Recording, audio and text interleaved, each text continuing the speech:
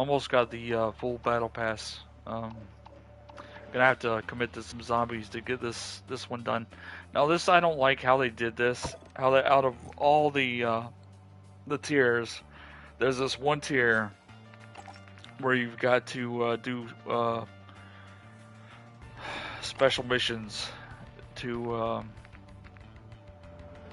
to unlock each thing. Uh, it's not necessary. You throttle the XP. You basically throttle at most of the season, and which makes it a grind already. So why would you want to make it even harder for players looking to complete it? Like I don't understand that logic. It just doesn't make sense. Um, that's the only complaint I have with the battle pass. Otherwise, it's pretty solid. You get your money's worth out of it if you like the cosmetics and the currency and stuff and things you get with it. But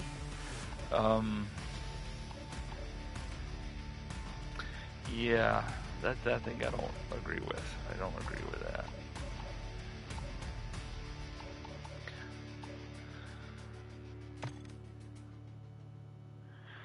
Supposedly they're supposed to have the Terrifier skin. I think they're gonna bring back Michael Myers skin and the Trick or Treat little kid with the pumpkin with the ragdoll body and the pumpkin sucker. I think they're bringing him in. Um, Definitely love those kind of skins. Now, not like again, contrasting Black Ops 6 with this game. These skins look boss, man. These skins look like effort was put into them. Like they actually look like proper skins. Like I mean, like you get what you pay for. It's quality, right? You want to pay the premium, you get quality, and you get special effects, everything. Like it's just a the crow. Uh, but yeah, this this character models for this are better than what I was seeing in the Black Ops 6 matchmaking lobbies. Like I don't understand how you go from this quality. I know it's two different studios, but the other studios they've done enough games. They should be able to upgrade too. I mean, I'm hoping that it's just a beta phase with the character models, and I hope it improves because right now it looks like doo doo, caca. Um, Looks like garbage. Um, I don't even know, man. If you're gonna get it, like I would say, get the PS5 version. The character models will probably be up-resed on that at least. Um, on the PS4 version, I played because of memory space limitation.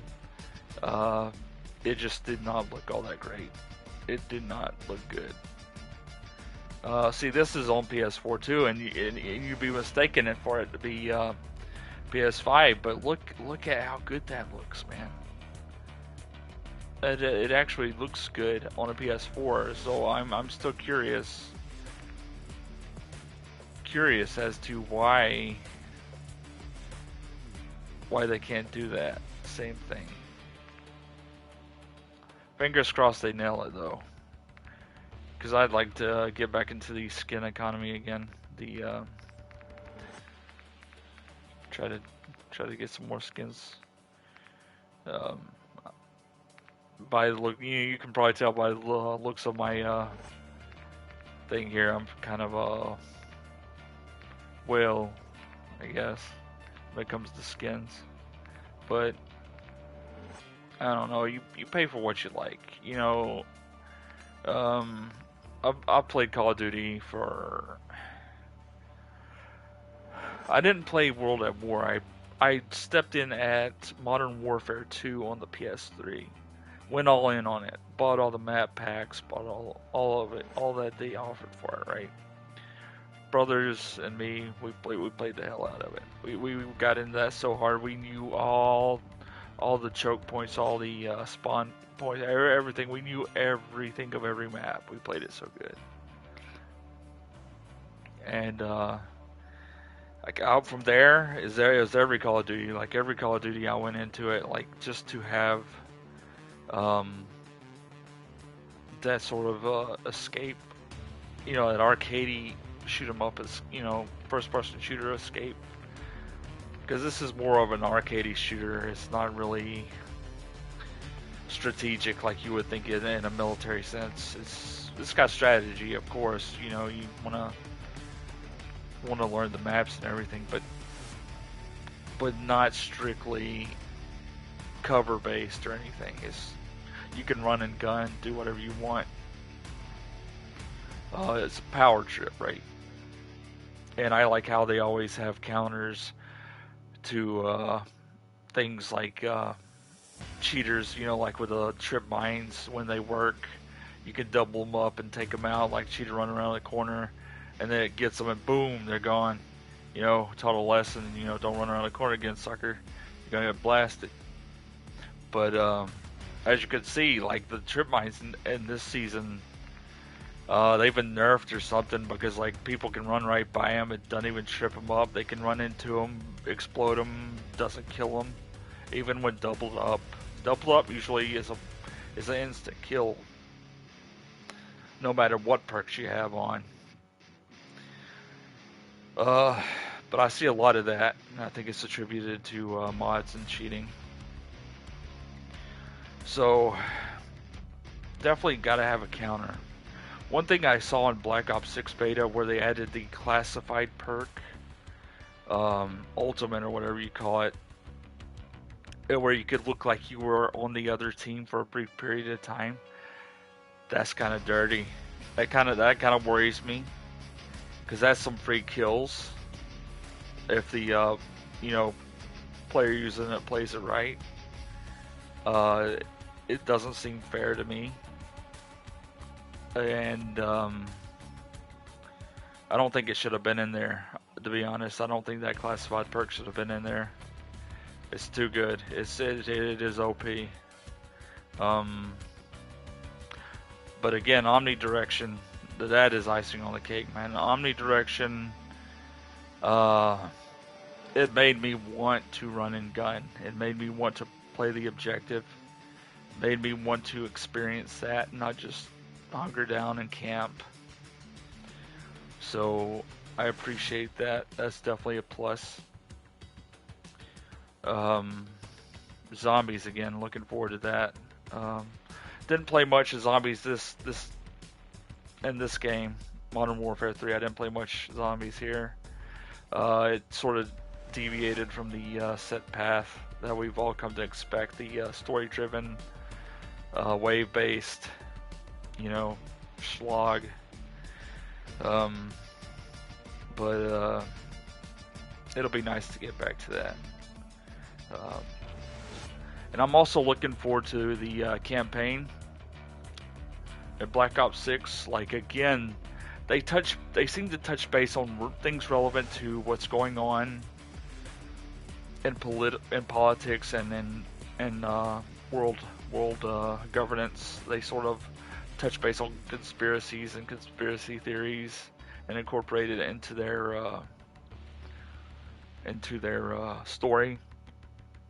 And with all the presidents and stuff involved in the Gulf War and all of that stuff, it's going to be interesting to see how the campaign plays out.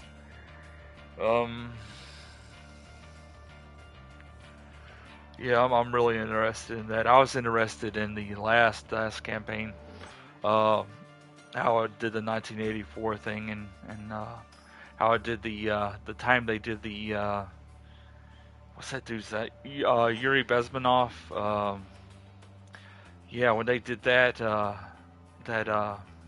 preview, like that interview cutscene from Yuri Bezmenov, man, that just sealed it, man. Like I wanted to play that campaign so bad, but like I think that's where a lot of veteran players get drawn in. They're not so much drawn into the multiplayer anymore because it is what it is. There are people who would ruin it for others, but the campaign, the story, and how they tie it into real world politics and conspiracies and stuff, it really sells it for a lot of us.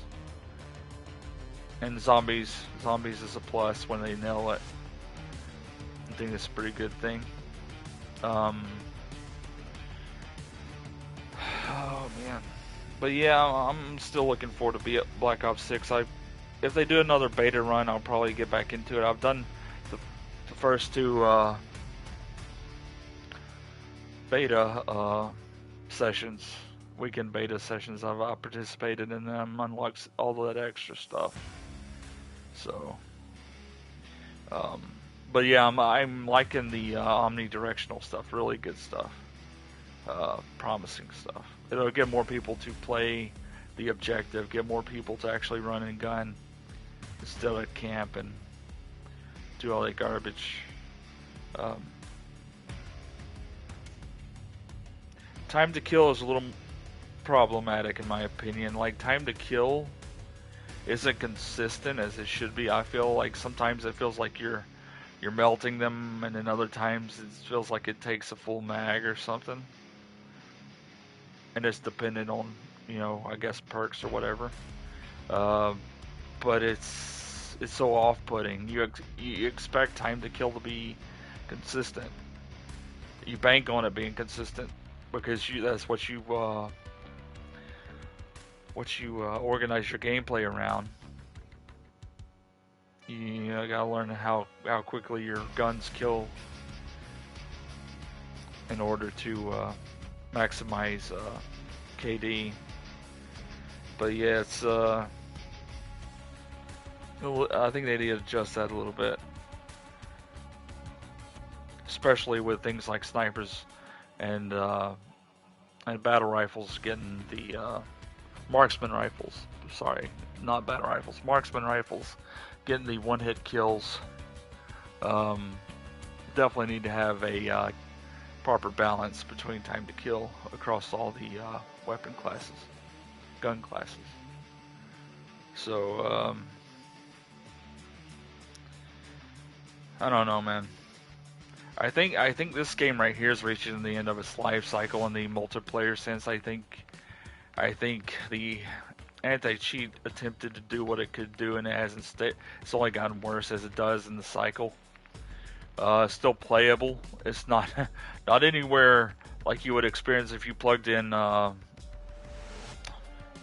Warfare 2 or Black Ops into like a PS3 or a Xbox 360 where you get all those modded messages and stuff. It's not to that point. Still a lot of problematic players. It just escalates. This is the life cycle of COD. It's like you get in there first week, people learning the maps. Takes a good week to learn the maps, the routes, everything, player routes. Learn the weapons, learn the loadouts, all that stuff, and then after that it just starts on the decline.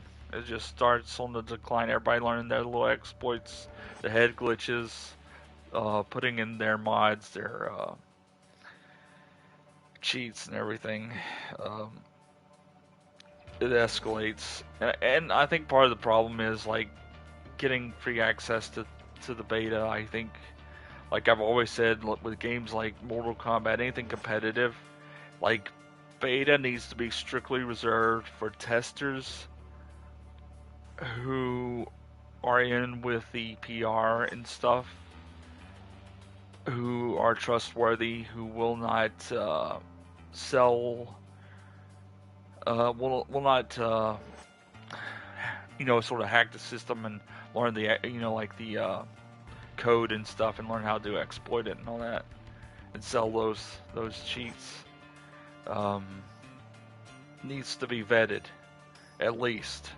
At least vet the beta players, man, because you can't just let anybody in, because not everybody's got best of intentions, and that's why you see day one cheaters. It is why you always see that when you get into a new competitive game. You can go on Google and say, like, you know, I want Call of Duty so and so cheats, and immediately you have a list of websites with the cracked versions and the modded versions and the different files you can download at your own risk. I do not recommend it, but some people do. Some people pay for it, and that's why games like this have a short life cycle, and why they have to be renewed every year, basically, just with a new COD. Like, you can't get around it, because eventually, if they let this be here for more than a year or two, it would wear thin on the players, and the players would get tired of the declining quality of the multiplayer scene, and they would nope off somewhere else for something different. And that's why they do it. I think that's really why they push the 1 year, the cycle, to get them, you know, a new COD out every year or whatever. But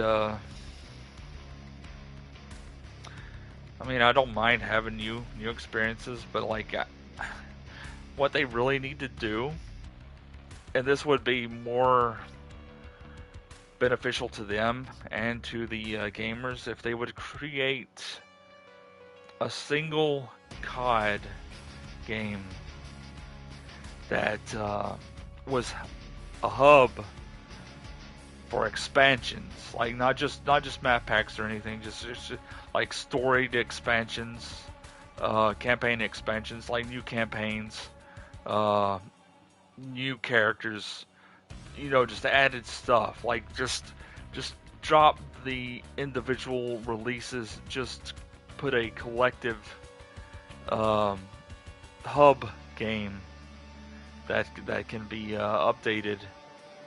I don't know how they would do it memory wise, but like at least for like a good, you know, have it hosted for a good few years. You know, let it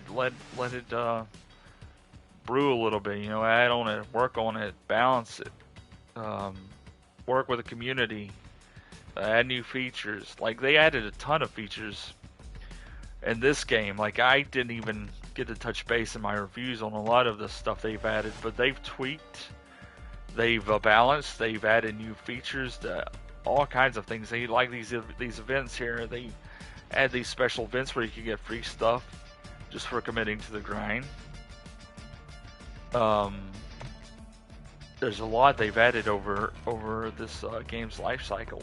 A lot of different modes. You've got paintball, cyber attack. They really committed to adding variety to this experience, and they really done a good job, I think, in that area. So I just hope to see that in Black Ops 6. I hope to see that commitment in Black Ops 6. I hope it's just as robust, just as feature heavy. Just, you know, variety is a spice of life, they say.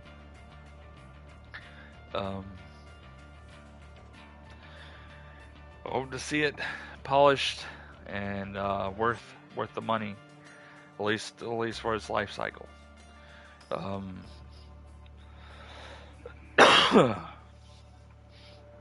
have to forgive me. My had the COVID for a while. Voice is sort of dry, scratchy, you know.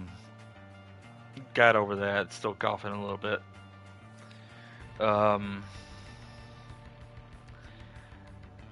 But shoot, man, I don't know. I don't know what the future is for the gaming industry. I think a lot of bad decisions are being made. A lot of things being rushed out the door without a second thought. A lot of things ruining the industry, like the recent news about the price of the PS5 Pro, and it's unnecessary. Like its upgrades are nice and everything, but the price is too steep.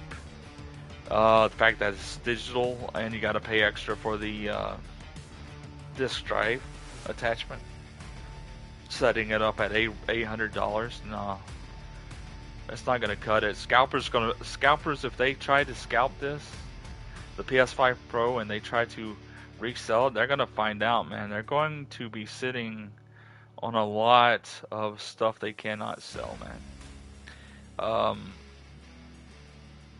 It's not a necessary upgrade. It's just not necessary. After you've done paid at $500 to get into the PS5, you know, as it is, PS5 Slim, there's no reason to triple down and pay another $700, $800 for something that's just a visual upgrade. It's not necessary. And like, I mean, this generation of consoles is about seeing its life cycle. It's just about done. They'll be moving on. Nintendo's moving on to, you know, Switch 2. There's rumors of a PS Vita with a power, you know, with a GPU and running system that's powerful enough to run graphics better than a PS4. A handheld that can do that's going to sell big. But that will probably be digital too. If they do digital only on that, man, that's going to be, yeah, like I was telling the guy on X who posted a tweet about that, I said that could be the final nail in their coffin as a business. Like they fumbled with the Concord. They're gonna fumble with PS5 Pro on a, man, that's big money spent too. And they do it a third time with a new PS Vita going all digital. No, there's gonna be some damage to the PlayStation brand. They're gonna have to recoup somehow or go bankrupt. You can't keep doing that kind of loss and operating at that kind of loss. You got to make better decisions. Whoever took over at PlayStation do not know what they are doing. They do not know business. They do not listen to the customer. They'd rather brute force their ideologies, their politics, and pander for the paycheck. And it's not the way to do business. People are getting tired of it. People are, you know, speaking with their wallets and their purses. They're not paying for things that from creators and developers and stuff that you know, openly and actively say they hate you, say it's not for you. You know, who's gonna pay for, you know, hate? You know, packaged hate, propaganda. Nobody's gonna pay for that. And that's what they found out with Concord. You know, it's just pure hate propaganda. Hate the white guy. You know, look at all this diversity and inclusivity, but there ain't no white guy in there. There's no straight white male. You know, we hate you, straight white male, buy our game. No, it's not gonna happen.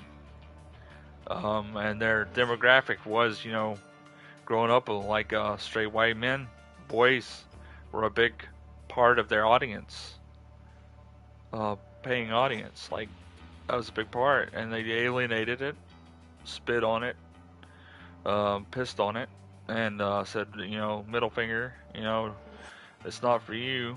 And we told them like it was. They found out.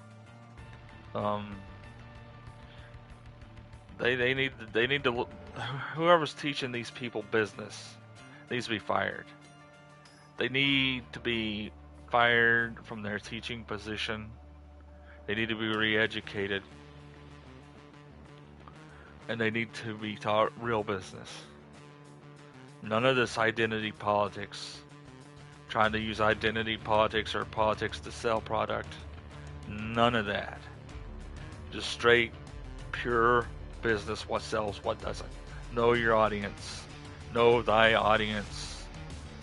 You know, don't sell to less, expecting more. You know, it's just common sense type stuff that these people aren't learning. You know, even if they're getting paid from BlackRock or whatever outside source, that funding's going to cease at some point when their propaganda campaign, you know, becomes pointless. It's going to cease, and all these businesses are going to go under, having sacrificed their companies at the altar of DEI. It's going to be lost, and they ain't going to be getting checks from BlackRock. They're not going to be getting checks from Soros. They're not going to be getting checks from the global government. Game is going to be done. Priorities are going to shift. Everybody's going to be working as serfs. You know, like in 1984, serving Big Brother, 15-minute cities, slaving their lives away as a cattle with a mark, with a brand on their forehead or hand, like just a livestock beast of burden. Just the game. It'll be the last thing on everybody's minds. Just surviving, just finding something to eat, eating bugs to survive. Eating plastic, eating lab-grown who knows what, becoming less human by the day, humanity lost. Like, it's just, I could ramble on, but yeah, this industry is on this death throes, man. It's just a matter of when.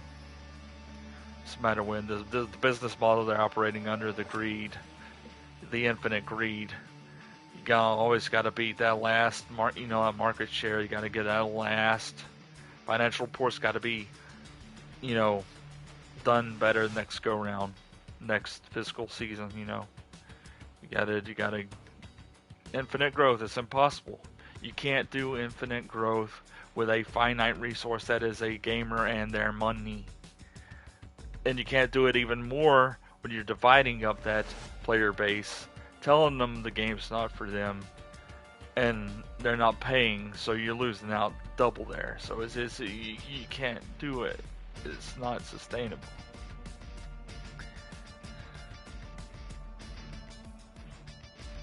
I just don't know anymore, man. But like, these companies, they don't know business. Whoever taught them business, taught them how to grift, how to ride the grift pony, man. That's what it was. How to grift 101. How to ride the trends, how to chase the dragon.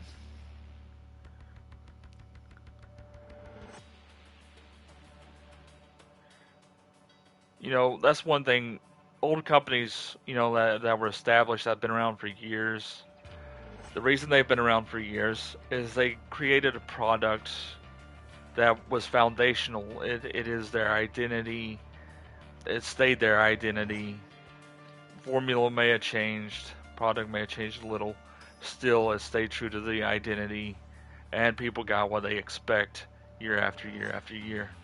And generation after generation. And if you don't have that foundational product, if you do not have that sense of self-identity, that everything about what you're selling, helps to identify you to the customer as you are this or you are that, or you are for this or you are for that, then you're not going to have a stable income when it comes to consumerism. You're not going to have a stable business.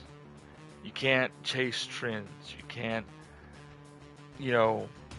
grift. You can't pander. You can't alienate groups. You can't do none of that. you got to keep it solid, foundational. You got to keep that product as it was at the beginning to the end. You've got to have that foundation. Without that foundation, it's like a house of cards. It's going to crumble. It's going to crumble. It's going to fall apart. And you'll have an identity crisis. You'll be trying to figure out how to compete when you could be the monopoly of, the competition. You could be the only one who offers whatever it is you're selling in the best possible form. You could be a dominant force, and you wouldn't have to worry about chasing trends. You wouldn't have to worry about, grifting or pandering. You wouldn't have to worry about none of that. You'd be set. All it takes is that foundation, solid foundation. Maintain it, and don't worry about infinite growth. Worry about meeting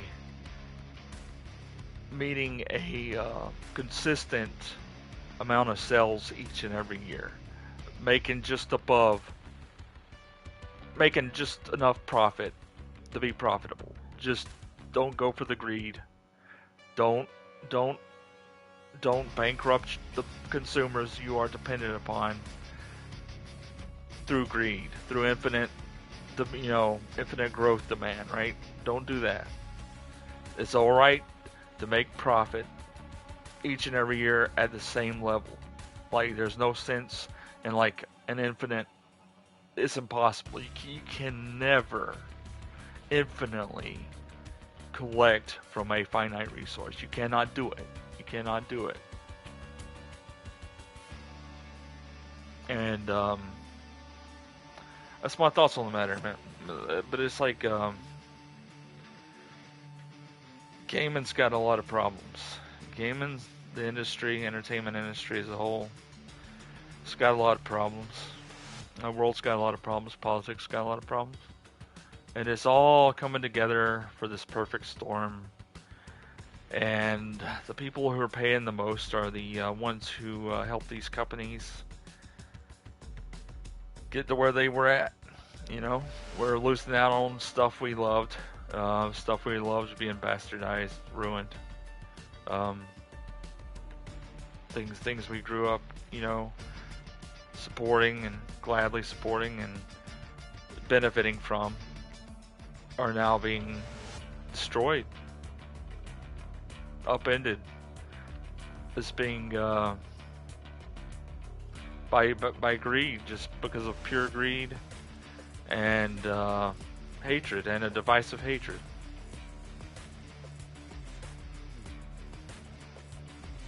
And sad to see. But you know what? I'll tell you one thing, man. Gaming, when it gets to a point that I can no longer support it, I'll be glad not to support it. I'll be glad not to pay another dollar for it, as that's money saved, better put to better use. I'll get another hobby, something that ain't as toxic or hateful or confused.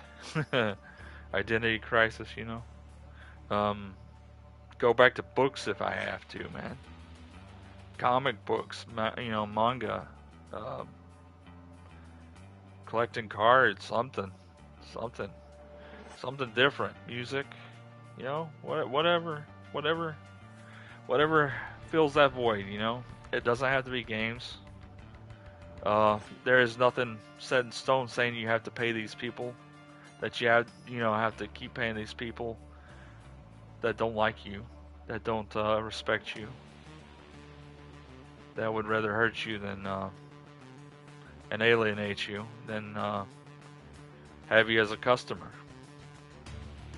There's no rule set in stone that says that. Speak with your wallet always. Yeah, don't feed these hungry sharks, man. Don't feed them. Don't feed the bear.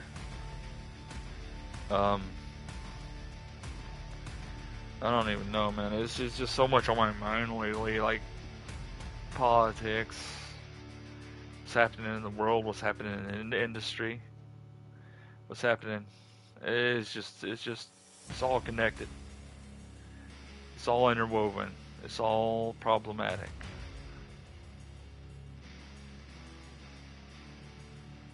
But yeah, I always like, in closing, I'll say this. I believe gaming can be for everyone. There's no rule, no golden rule that says it has to be all inclusive, it all has to be all diverse. You can have your diverse stuff, you can have your non-diverse stuff. That's perfectly fine. Be a developer who does one or the other. Build that foundational product, build it good, it will sell. There's no reason to force nothing on anybody. You don't have to force like um, you know, like stuff that goes against the agendas on the agenda people, or vice versa. You don't have to force that on either side. You don't have to force it on either side. Just do something for them. Give them something other than propaganda. Give them a good story. Give them good characters. Be creative. Bring back creativity. Make creativity good again. Make gaming great again. You know, I never did understand that. You know, like movies, films, things like that. They've always been catered to a certain audience. Like they've had their own audience. It may be niche. It may be smaller. But there was always a movie for someone in some genre or with some type of people in mind, right? And why that can't be right now is beyond me. Like, it's like these people have this unwritten rule where they believe diversity, inclusivity, and equity have to be shoved in everything. Like, it doesn't have to be. You have that. You can have that stuff on your side, side of the aisle. Sell that stuff. That's fine. People want it. There's people that want it. Do it. Sell it. Give them a good product. Give them a reason to buy. Do this, the opposite for the other side of the aisle, right? Give these people who don't like the DII, give them their game. Let them be. Just something for everybody, right? That's how good business operates. Something for everybody, right?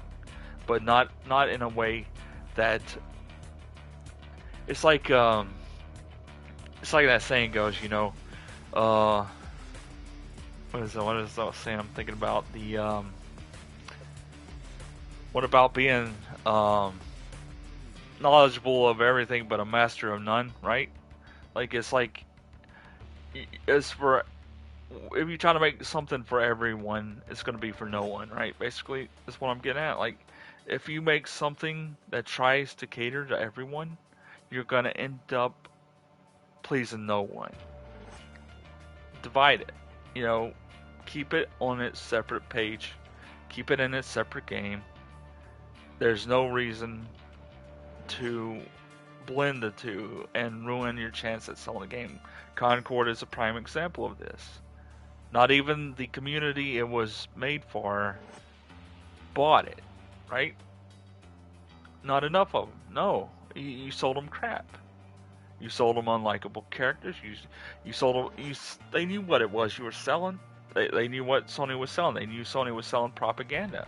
And that's the only reason anybody supported it from that side of the thing, because they knew it was propaganda.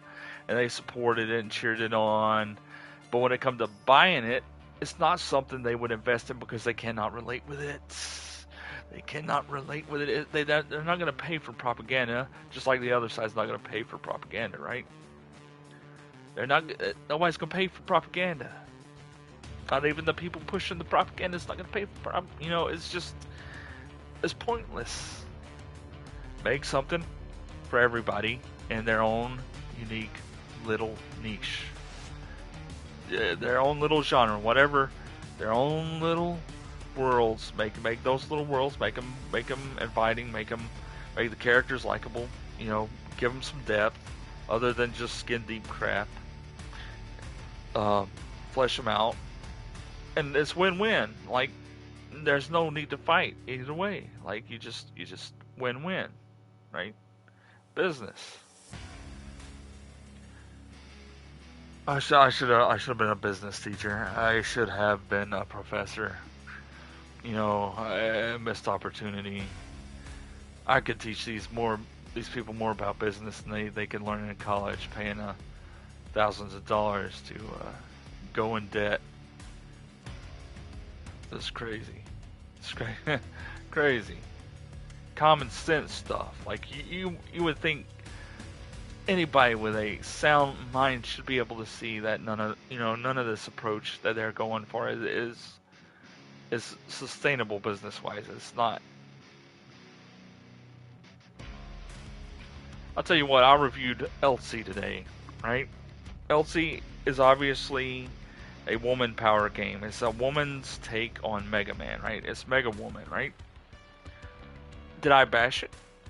No, they tried their own thing. They did their own little world. They did this. It's a competent game. It's got its flaws. If you read my review, you'll find out why.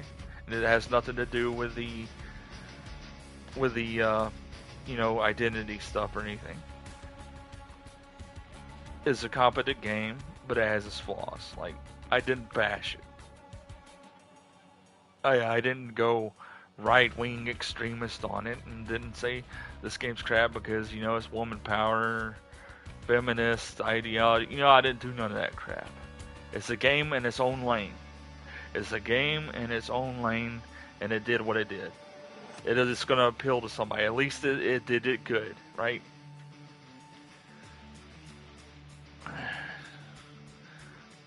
But there was no hate in it. There was no dialogue bashing at men. There was no. It was just a good, a decent game in its own lane. Anyway, and why other developers can't do that? I don't know. I don't know. But I'm not quick to bash anything over stuff like that. Like if it sits in its lane, it does what it does for its intended audience. I'm not gonna hate on it for the sense of hating on it. I'm not gonna do that. I'm not gonna deduct points.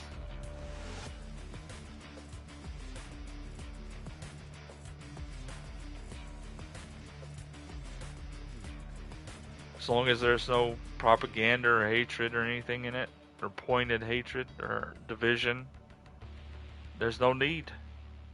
No need to bash it. Just offer something for everybody, man. But yeah, I'm gonna end the stream there. I know it's been a rant and raving.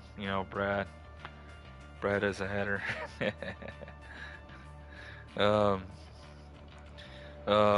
Yeah, but that's just my thoughts on a lot of things. Call of Duty, politics, business. Oh, dude. Maybe one day it'll make sense. Maybe one day this world will correct its descent into hell. I don't know. Doubt it. I don't think that's turning the ship around. I don't think we're gonna miss this iceberg. But